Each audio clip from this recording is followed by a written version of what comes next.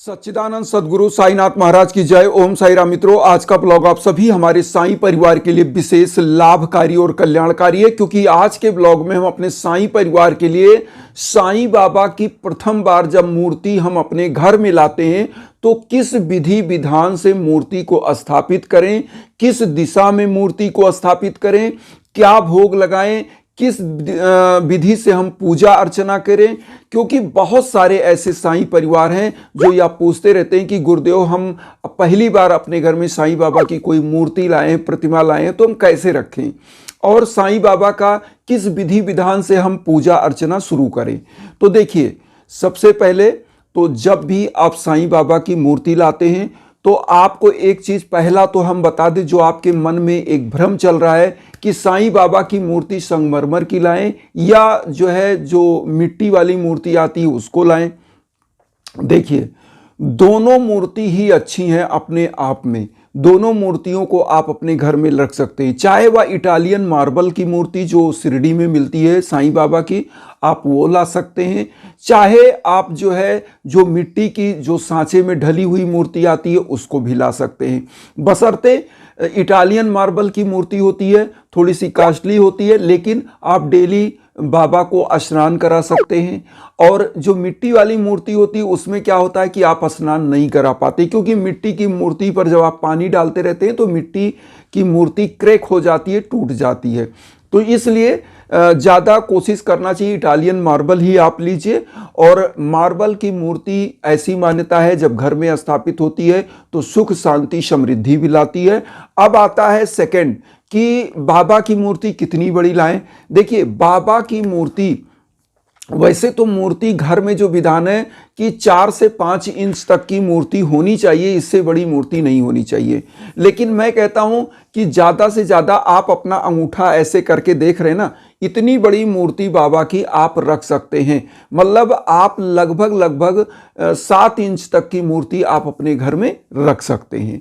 और बाबा की मूर्ति रखने का जो विधान है, बहुत बड़ी मूर्ति तो नहीं स्थापित करनी चाहिए, क्योंकि बहुत बड़ी मूर्ति जो आदमकद होती है उस मूर्ति को मंदिर में स्थापित किया जाता है और उसकी स्थापना का विधान अलग होता है। इसलिए कि आप उतनी बड़ी मूर्ति रखें जो आप रख सकते हैं। तो शिरडी से कोई भी मूर्ति या कहीं भी आप जहां भी साईं मंदिर जाते हैं, अगर वहां कोई दुकान है वहां से आप मूर्ति लाते हैं, तो उसको लाने के बाद अब होता है किस दिशा में रखें। देखिए, उत्तर पूरब दिशा सबसे बढ़िया पूजा का जो ध्यान लगाने का दिशा होता है और जो सकारात्मक ऊर्जा देने का दिशा होता है, जहां पर परमपिता परमेश्वर की सबसे ज्यादा ऊर्जा होती है आपके घर में, वह उत्तर पूरब की दिशा होती है। अगर उत्तर पूरब दिशा में किन्हीं कारणों से आप नहीं मूर्ति स्थापित कर सकते, अपने घर की मंदिर नहीं लगा सकते, तो आपको पूरब दिशा में रखना चाहिए। और प्रभु का जो मुंह होगा ना, वो होगा पश्चिम दिशा में, और आप जो पूजा कर रहे हैं उनका मुंह होगा पूरब दिशा में। जैसे प्रभु आपके सम्मुख हैं और आप प्रभु के सम्मुख हैं, तो होता क्या है कि प्रभु की जिनकी मूर्ति आपके सम्मुख है उनका जो मुंह होगा वो पश्चिम दिशा की तरफ होगा और आपका मुंह पूजा करते समय पूरब दिशा में होगा। ऐसे मूर्ति को आपको स्थापित करना है और पूरब दिशा में भी आप स्थापित कर सकते हैं। अब यहां पर आता है कि पूरब दिशा में स्थापित कर लिया है, उत्तर पूरब अगर कर लेते हैं तो सबसे अच्छा है। आपके घर की जो मंदिर होनी चाहिए उत्तर पूरब दिशा में ही होनी चाहिए, लेकिन अगर किन्हीं कारणों से नहीं है तो पूरब दिशा में भी कर सकते हैं। और हमने मुंह की स्थिति बताया कि किस तरफ मुख करके आप अपना पूजा करें। पूरब तरफ आपका मुख होना चाहिए और प्रभु का मुख पश्चिम दिशा की तरफ होना चाहिए। तो ऐसे करके आप स्थापित करें। अब यहां पर एक चीज बता दें कि जब साईं बाबा की मूर्ति आप प्रथम बार लाए हैं तो करना क्या है।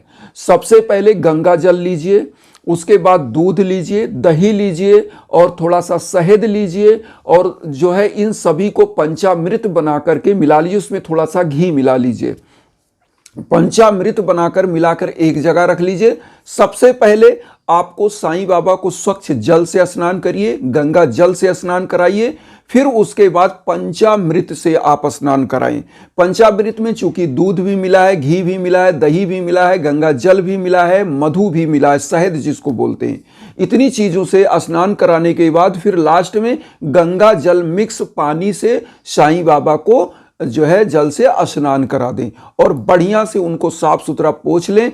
पीले आसन को बिछाइए, उस पर बाबा को स्थापित करिए, पीला पुष्प का हार अर्पित करिए और उसके बाद आप क्या करें, जो है पीला चंदन, साईं को पीला चंदन लगाएं, वही चंदन खुद को लगा लें और एक घी का दीप प्रज्वलित करें और उसके बाद एक धूप बत्ती प्रज्वलित करें और उसके बाद आप क्या करेंगे, भोग के लिए, चूंकि बाबा को पीला चीज ही चढ़ाना चाहिए, बाबा गुरु के रूप में है, तो गुरु के रूप में जब आप उनकी पूजा करें तो गुरु का जो कलर होता है वह पीला होता है।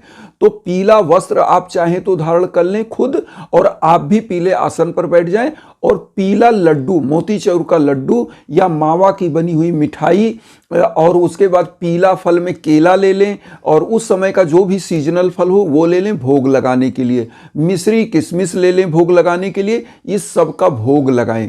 और सबसे पहले यहाँ पर पूजा पाठ, साईं चालीसा, साईं बावनी, 11 वचन, आरती कर लें और उसके बाद जो जल से बाबा को नहलाया है इस जल को पूरे घर में छिड़क लें और बाबा का जैसे आप किसी मनुष्य का वेलकम करते हैं ऐसे ही स्वागत करना चाहिए। और लास्ट में आप क्या करें, क्षमा याचना करें बाबा से कि प्रभु अगर जाने अनजाने में कोई भी गलती हमसे हुई है तो उस गलती की, उस त्रुटि के लिए हमको क्षमा करें और हम एक अज्ञानी अबोध बालक हैं। और अब क्या करें, बाबा से ऐसे कुशल क्षेम के लिए बोलें कि बाबा आप हमारे घर में विराजमान होइए और हमारे घर की समस्त नकारात्मक ऊर्जाओं को समाप्त करके सकारात्मक ऊर्जा प्रदान करिए और हमारे घर परिवार का कुशल क्षेम के साथ उनका सहायता करिए, उनकी रक्षा करिए और हम परिवार उन्नति की तरफ बढ़ें। आपकी सदा सर्वदा जय हो और हम आपकी पूजा पाठ आराधना करते रहेंगे। इस भाव से बाबा को करें। उसके बाद उन क्षमा याचना और उसके बाद कुशल क्षेम के लिए बोलें और जो प्रसाद का भोग लगाया बाबा को उसमें आप खिचड़ी का भी भोग लगा सकते हैं। उस दिन कुछ गरीबों को आप चाहें तो भोजन करा दें, 2 4 5 गरीबों को खिचड़ी बना के, और जो भोग लगाया पूरे परिवार में बांटें और बाहर के लोगों में भी बांटें, क्योंकि प्रसाद जितना ही बंटता है उतना ही प्रभु की कृपा बनती है। इसीलिए प्रसाद का वितरण ज़्यादा से ज़्यादा किया जाता है। तो प्रसाद का वितरण कर दें, इस भावना के साथ आप मूर्ति की स्थापना कर दें। बहुत सारे लोग हमसे ये भी पूछते हैं, गुरुजी हमारे यहाँ मिट्टी की मूर्ति, मान लीजिए हम जो सांचे में डली उसको लाए हैं तो क्या करें? तो ऐसी मूर्तियों पर गंगा जल का छींटा मारिए और खूब वस्त्र उनको पहनाइए साफ स्वच्छ और पीले आसन पर स्थापित करिए। पूरी विधि विधान वही पीला पुष्प, घी का दीप, धूप बत्ती, एक लोटे में जल रखिए, पूरे घर में छिड़किए, दीप दिखाइए, भोग लगाइए। सेम यही विधि विधान रहेगा। लेकिन उस मूर्ति को चूंकि आप स्नान नहीं करा सकते क्योंकि सांचे में ढली हुई प्लास्टर ऑफ पेरिस की बनी मूर्ति होती है ऐसी मूर्ति, तो उसको स्नान कराने से मूर्ति टूट सकती है।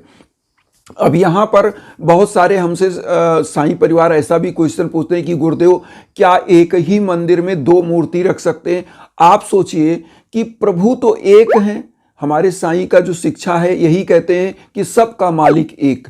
तो जब प्रभु एक है, उनकी एक ही मूर्ति और उनके रूप अलग अलग आप रख दें तो प्रभु तो एक ही है ना। भोग तो आप एक ही प्रभु को लगाएंगे, चाहे उस मूर्ति को लगाएं चाहे उस मूर्ति को। तो ऐसे मूर्ति ज़्यादा नहीं रखनी चाहिए, एक ही देव की कई मूर्तियां मंदिर में नहीं रखनी चाहिए। इसका कारण है कि फिर आपका ध्यान भटकता है कि इस, जैसे आप अगरबत्ती दिखा रहे हैं, पता चला इधर दिखा रहे हैं फिर इधर दिखा रहे हैं, तो अब प्रभु एक ही पूजा कर रहे हैं तो वहां ध्यान भटकता है। इसलिए एक मूर्ति होती है तो ध्यान केंद्रित होता है। और कोशिश करें अगर 2 मूर्ति है तो किसी ऐसे चाहने वाले को जो प्रभु का आराधना प्रार्थना करना चाहते हैं उनको आप दान कर सकते हैं, उनको गिफ्ट कर सकते हैं उस मूर्ति को। और अगर मान लीजिए ज़्यादा मूर्ति है तो आप क्या कर सकते हैं, किसी जल में, पवित्र जल में, नदी में प्रवाहित भी विसर्जन कर सकते हैं। तो आप विसर्जित भी कर सकते हैं, कोई दिक्कत नहीं है। लेकिन घर में कोशिश करें पूजा मंदिर में एक ही मूर्ति जरूर रखें और जहां भी मंदिर बाबा की मूर्ति रखें सम्मानजनक तरीके से, किसी भी प्रभु की मूर्ति सम्मानजनक तरीके से रखनी चाहिए। तो ये विधि विधान हो गया मंदिर में मूर्ति की स्थापना का। बहुत सारे लोग ऐसा पूछते हैं।